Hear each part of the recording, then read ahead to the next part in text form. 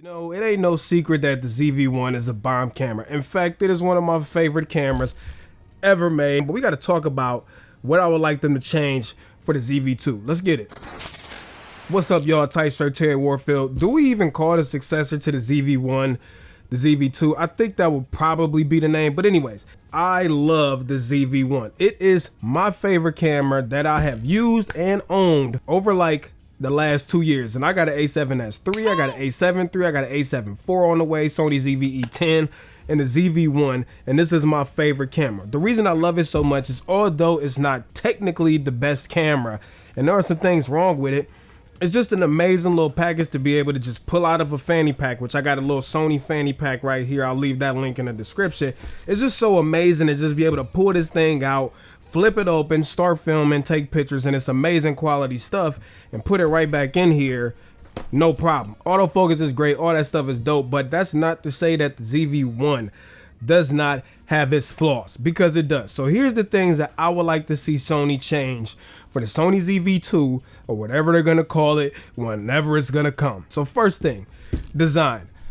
I wouldn't be mad if they gave us a bigger body for a few reasons. Now, I don't think that this is totally far-fetched because the RX100 line has not been refreshed since it came out pretty much. And this is basically like a RX100 kind of stripped with a few upgrades in a few places. But I would like to see them go with a slightly bigger body. Here's why. This is very difficult to hold when filming, unless you put a cage or something like that. And I'm a big fan of just pulling the ZV-1 out, not adding any additional microphones, attachments, and stuff like that. Although I do use some, but I prefer not to. But unless you put a cage on here, it's not really a comfortable camera to use. Now, part of that is size, but that's the first reason that I would like to see them go with a bigger design. The second reason I would like them to go with a bigger design is the battery. Now, we know that the battery life in the ZV-1 is not that great. It's a byproduct of the camera being small, has small batteries. In fact, I have a bunch of these aftermarket ones. I don't know if y'all can see that or not, but I have a bunch of these because the battery life in the ZV-1 is just poor. I'll link these in the description also. These batteries give me about the same amount of battery life I get out of the Sony battery, but they're a lot cheaper. Plus you get a multi-charger with it that you can charge 3 at one time. This comes in super clutch all the time. So anyways, battery life. I would like to see them put a slightly bigger battery in the ZV-1, and I would be okay with that as long as they didn't make the body too much bigger. The next reason I really want them to space this thing out a little bit is because the flippy door on the bottom, you cannot take the battery out. So let's just say you have like a tripod or something attached and you need to change the battery or take the memory card out. You have to take the tripod off unless you're using a cage. You have to take the tripod off or take whatever's on the bottom off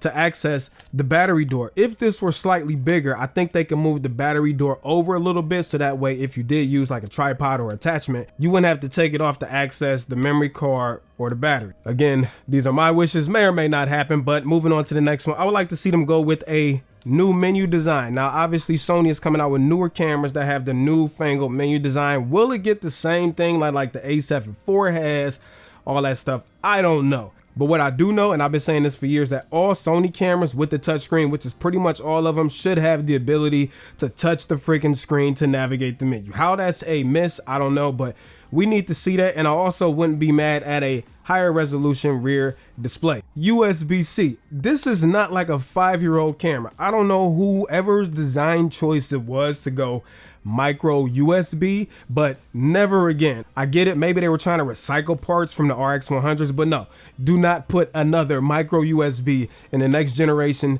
Sony ZV camera. Let's talk about the biggest change that I think Sony needs to make with the successor to the ZV-1, and that is lens selection. Now, this is a difficult one, I gotta be honest, because we're asking for a lot. We want a super tiny package. We want a fast aperture lens, f1.8 to f2.8. We want a zoom lens, 24 to 70. You know, when you go to increase focal ranges, so you make it wider with a fast aperture, y'all know what happens. That comes at a cost of size and or quality. So the thing about the ZV-1 is it is a 24 to 70 f1.8 to f2.8, which is okay. I mean, that's vloggable, you know what I'm saying? But when you put the active stabilization mode on, which you absolutely need on the ZV-1, because if you don't, it looks like a shaky mess. That puts you at about 27-ish millimeters, which is way too freaking narrow to vlog with. So Sony, some type of way, Y'all got the best engineers around. Y'all done this with lenses and this with cameras. And listen, figure it out. We need a wider lens for vlogging, and we still want it fast aperture, and we still want active stabilization. I don't know, figure it out. Y'all can do it. Now they do have adapters and stuff like that. You know, you can get the little screw on wide angle lens and all that stuff. I'm not into that because I still want to be able to pull it in and out of my fanny pack. I do want to give some special attention though to this Ulanzi Bluetooth grip. This is just like the Sony grip, which is in my opinion overpriced. It does all the same stuff. You have a built-in Bluetooth remote that is magnetic, that does control the camera, zoom and all that stuff, just like the Sony one. But here, look at this. Bam! You can extend that all the way out. So if you do want to push it out there to vlog with it, get it further away from you to counteract that, you know, super narrow lens, you could do that. But again, this is another accessory you got to use. It also comes with a tripod in the box, and then you can, you know, put the tripod on the bottom and extend it out even longer.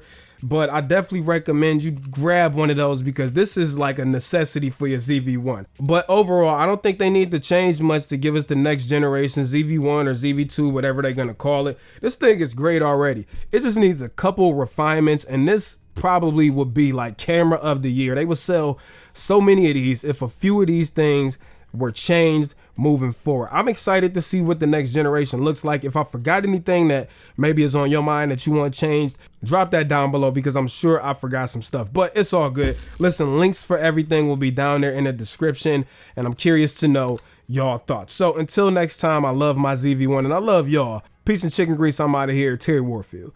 Peace.